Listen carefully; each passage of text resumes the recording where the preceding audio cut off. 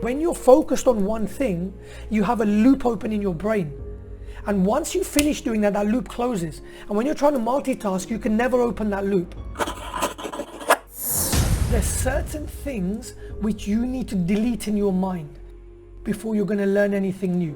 You need to delete something that anyone has ever told you. That if someone's ever told you that, you can't speed read, you can't read faster, you're getting old, okay? Those things are going to hold you back. So number one, you've got to delete that.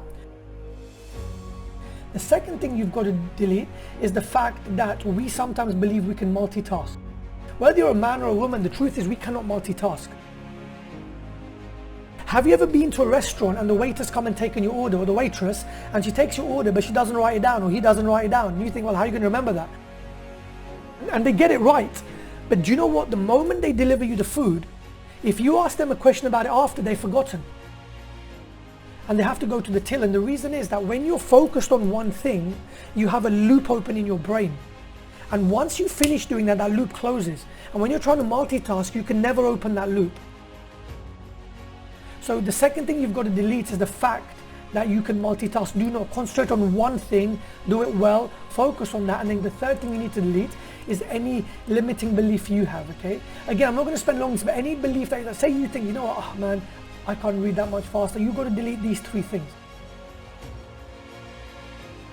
The biggest regret in life is I wish I'd led a life on my terms, a life true to me, a life not governed by the expectation of others.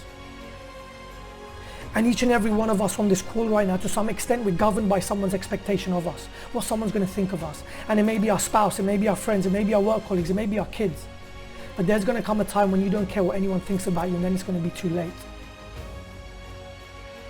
And my point today is maybe that the first key of leadership is you don't care about what anyone thinks about you. See, because we live our life within a bubble. There was a philosopher called Cooley. He said a great thing. He said that I am not what I think I am not what you think I am. He goes, I am what I think you think I am. Think about that.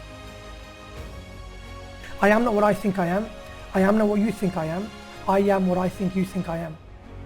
And what he means is that we don't live our life based on what we think of us. We don't live our life based on what someone else thinks of us, but we live our life based on what we think someone else thinks about us. And what a crazy way to live, right?